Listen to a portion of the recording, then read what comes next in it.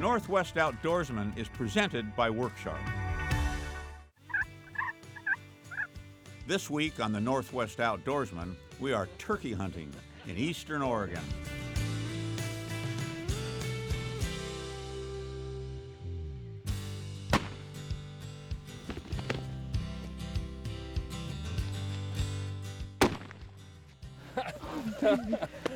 Can you believe that?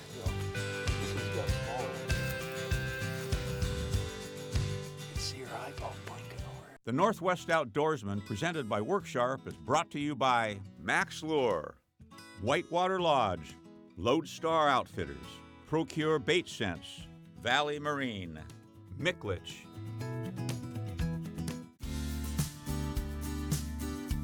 The Northwest Outdoorsmen have an annual tradition of a turkey camp every spring in Northeast Oregon. The location has sentimental value as the Harrod kids have grown up experiencing hunting with their fathers. Now, Rich Harrod joins another father and son duo as they make traditions of their own. Dick and Ben Smithson are on a quest to bag their spring gobbler in the beautiful mountains of Wallowa County.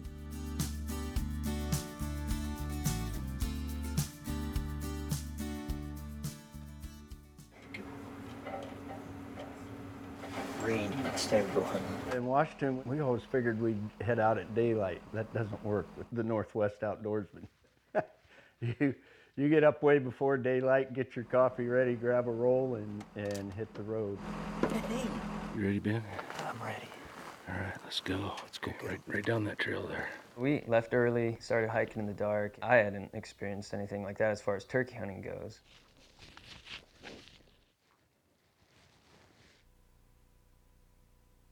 All good plans.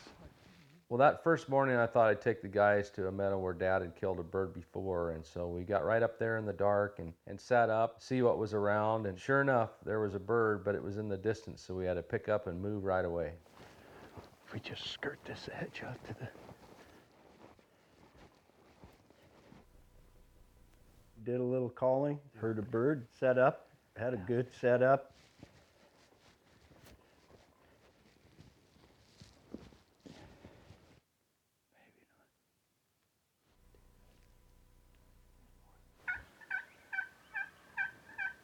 Started calling a little bit, not much was happening, and then I don't remember if it was you or Ben, one of you goes, "There he is."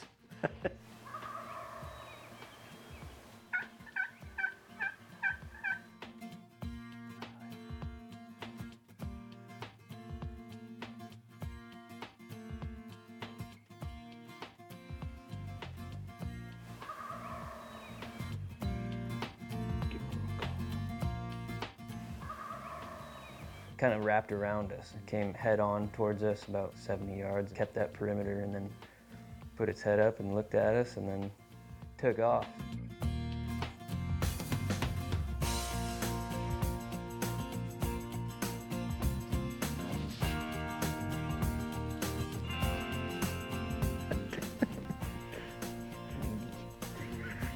You know, I thought for sure that Tom was going to come in. He got around kind of on the edge of our blind, then he spotted us and took off. Down the hill. So we'd walk and stop, give a call, and, you know, if you don't hear anything, keep going. So I had the blind, and we'd hear something and, you know, set it up so I'd stick the blind in and kind of get it wrapped around us, and Dad would walk out, set the decoy, and we'd just sit and wait and try to locate him a little better.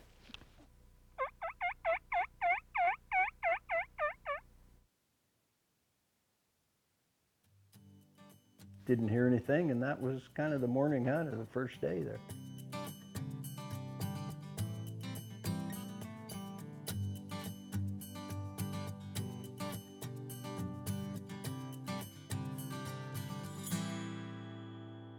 It was just scouting around, looking at other areas, trying to put some birds to bed. Not that productive. The weather wasn't super good, you know, a lot of wind.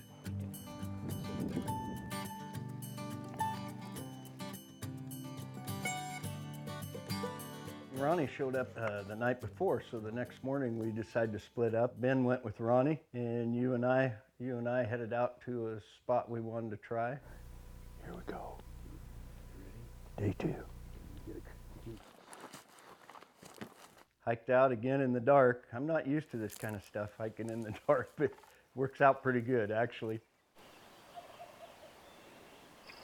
He's going off like crazy. I don't know if we're gonna get him across. Yeah, to get them across that creek. But I don't think we can get over there without spooking him. 5 different gobbles coming, and we know not what to do. We figured 4 different gobblers, but they were on the north side of the drainage that we were on. We tried and tried and nothing happened, so we decided to go to them, and that didn't work out. Coming up after the break,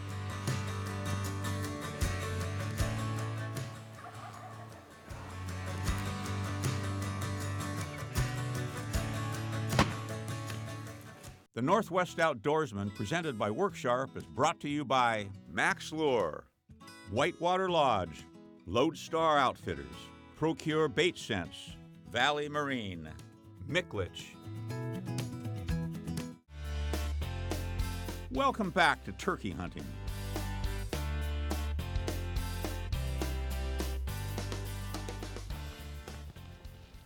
We figured 4 different gobblers, but they were on the north side of the drainage that we were on.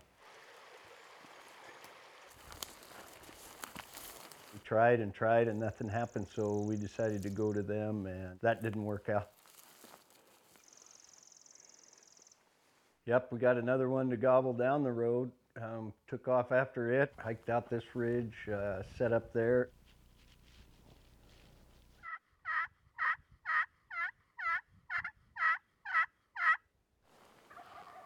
And man, he would talk and talk, but he would not come in.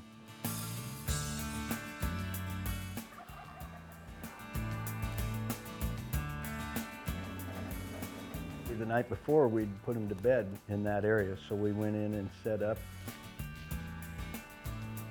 We did hear something first thing, but we just couldn't get anything to come in. Kind of frustrating. It was pretty funny because Dick started calling the decoy Gertie. Shut it. Gertie, you better get those tail feathers working, old girl. I can't figure out why those longbeards wouldn't come into her. Here's Gertie. Good, Gertie. Do your job today. Uh-oh. But yeah. Yeah, that was our second setup, even Ben and I. Up here.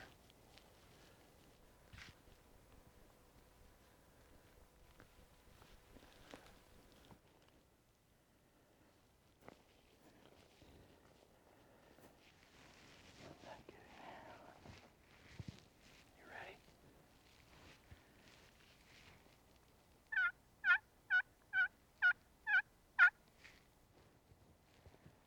Now we just play the waiting game. Doing my turkey zen. Doing turkey zen to get turkeys in. Yeah, something like that. I knew this was going to be a really fun hunt because Dick and I had taken the boys hunting when they were about 12 years old over another part of eastern Oregon. You know, having Dick and his son along, it was going to be like that. The only thing that was missing is it sure would have been nice to have Tyler along, but he had to work, and so unfortunately he couldn't join us.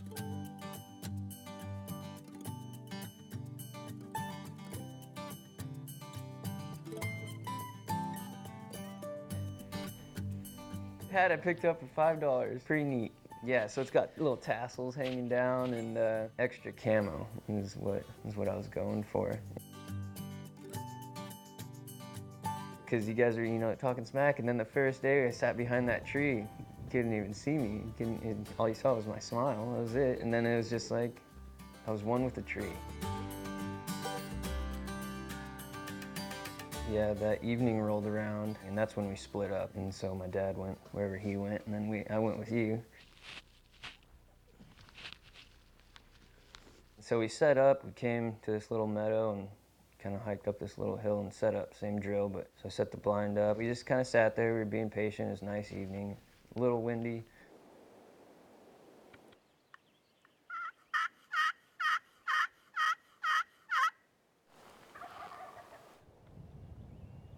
And then all of a sudden, I mean, that's when it started happening.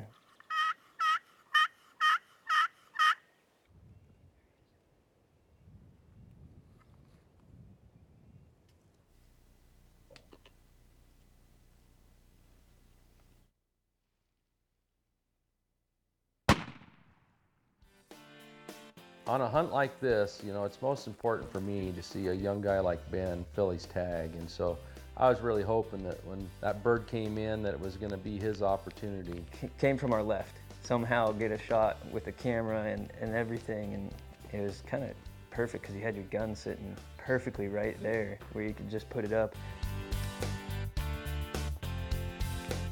So I run out there and kind of hustle because we had heard another one, we thought. And all of a sudden, 20 feet away it felt like.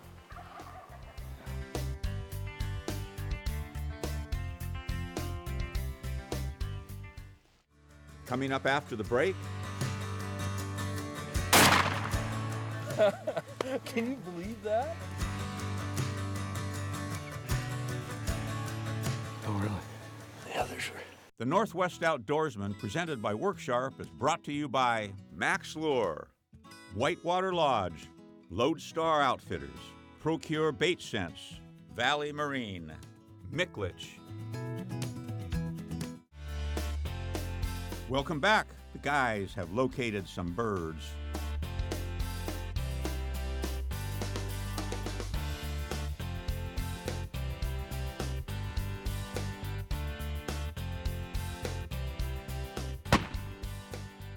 But as that gobbler started coming in, all I had time to do was turn the camera in the general direction and pick up my shotgun and shoot. That he was only like 15 yards away. Somehow get a shot with the camera and everything, and it was kind of perfect because you had your gun sitting perfectly right there where you could just put it up. So I run out there and kind of hustle because we had heard another one, we thought, and all of a sudden, 20 feet away it felt like. Here he comes. It's right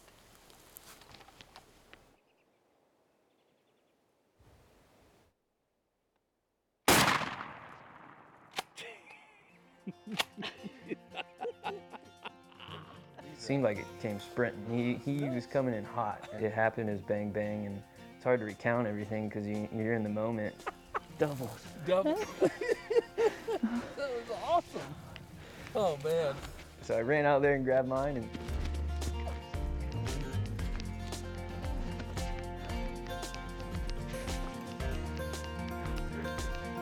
piled it with yours, and we were looking, and it kind of had a double beard, and yours was nice and long. Mine wasn't too long, but double beard, and now.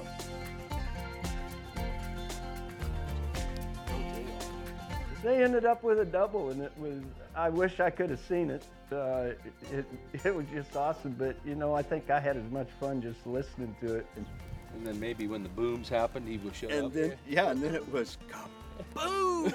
I mean, that's one of the best parts is when we split up like that, come back together and, you know, recount the story, and your blood's pumping and high fives around, especially when it's your dad coming in on the story, and you try to fill him in, but you can't fully do it. But he's like, oh no, I heard it. I can just picture, you know, stuff going down.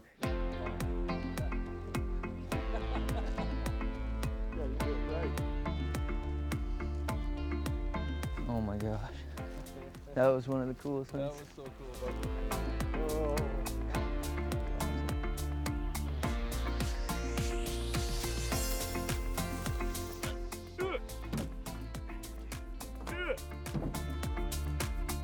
Oh, well, we high-fived. Oh, on the second one? Yeah, I was like, After everybody brought it in and settled it down. That is just cool.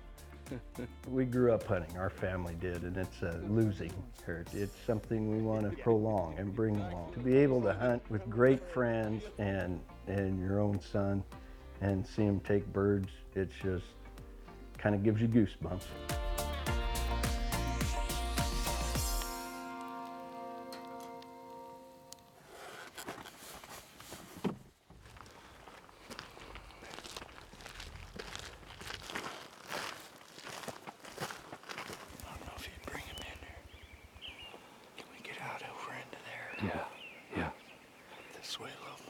was a place where I think Ben and Ronnie had put a bird to bed the night before and ended up setting up, heard the bird. It was close and we just couldn't get anything to come in.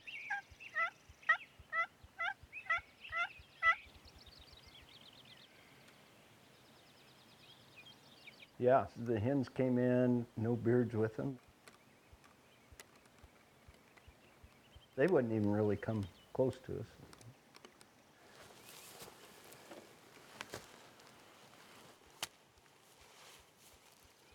I didn't see any gobblers, Jake. One just looked at us the whole time. Oh, really? The others were. Our routine, you wake up in the morning, you know, breakfast wouldn't be made, but you'd be slapping your gear on, they'd make a pot of coffee and get back from your hunt. You'd make a breakfast for us.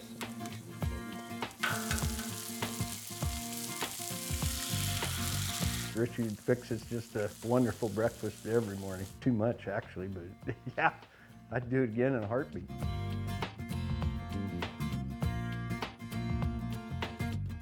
The camp was cool. I mean, I had heard stories from you, and it was very unlike anything I've experienced. It was a nice, clean camp. We had campers, sleep trailers all around, and kind of encompassing the camp.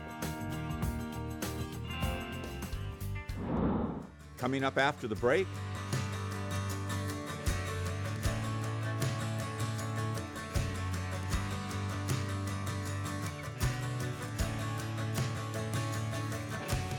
the Northwest Outdoorsmen, presented by Worksharp, is brought to you by Max Lure, Whitewater Lodge, Lodestar Outfitters, Procure Bait Sense, Valley Marine, Micklich. Welcome back. Dick Smithson continues his quest for a turkey.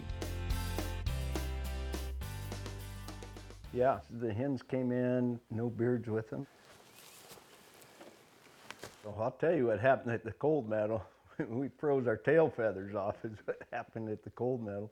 I didn't see any gobblers, Jake. One just looked at us the whole time. Oh, really? The others were. And then come back and just have a great breakfast. Richie fixes just a wonderful breakfast. Sit around, eat your breakfast, talk about the hunt, what you're gonna do in the afternoon. Later that morning, we went in there and heard the bird close, actually.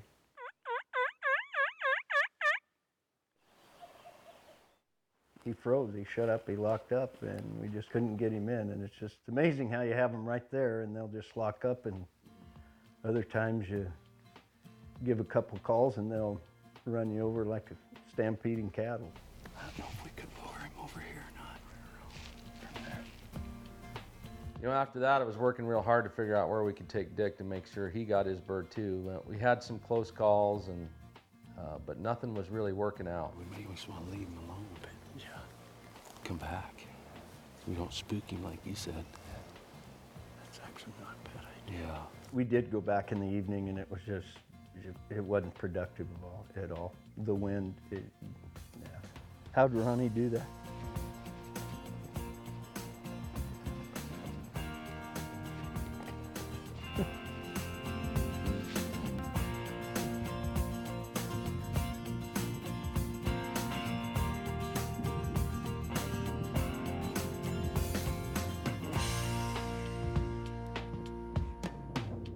Wasn't worth the time, but it's fun being out. Yeah, great spot. Okay. This is it. Last morning hunt. Let's get her. Let's go connect. Last morning, sorry, we went out on that ridge from the very first day. We called and called, not much happened, and all of a sudden, here comes a bird.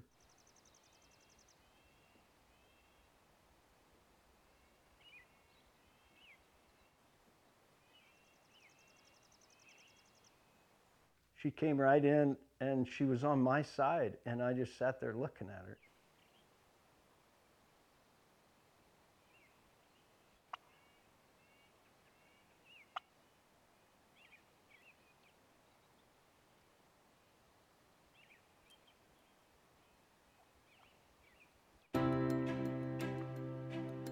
She was so close you could see her eye blinked. When she blinked her eyes, you could actually see it. It was just amazing. And then, I don't know, that's about as good as shooting a turkey when you get one in there that close. That was unreal. That was as good as shooting a turkey.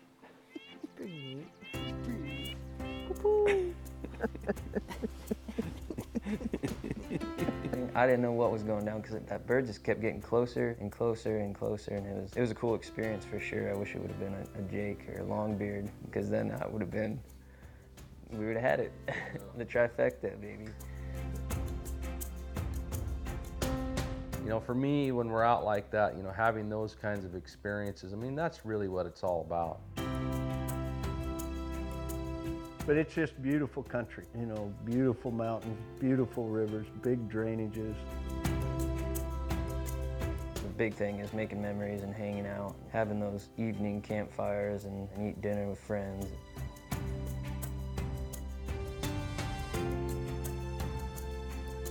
It was a wonderful time. It was a great time.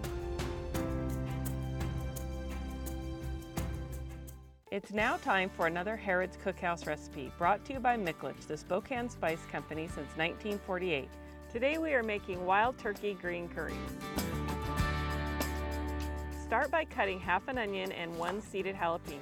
Fry onions in hot oil and season with Harrod's Cookhouse Sunrise to Sunset seasoning. While waiting, cut turkey breast into 1-inch pieces and tenderize with a cuber. Season with Sunrise to Sunset. Add jalapenos to onions and fry for a few more minutes. Add turkey meat and cook until both sides are brown. Finely chop ginger and coarsely chopped basil. To the frying pan, add water, coconut milk, soy sauce, and green curry paste. Bring mixture to a boil. Add ginger, snow peas, and basil and cook for a few more minutes. Serve over rice and enjoy. For this and other great wild game recipes, visit the Harrod Outdoors website and YouTube channel. I think our routine was you were up at 3:30, and you better get up at 3:30 because Richie's going to be at the door at 3:45, so all ready to go. Anyway, we'd get up at 3:30, turn the coffee on, get the coffee bubbling, get ready to go by 4 o'clock. We tried by 4 o'clock to be pulling out of the place, have a roll with a cup of coffee. And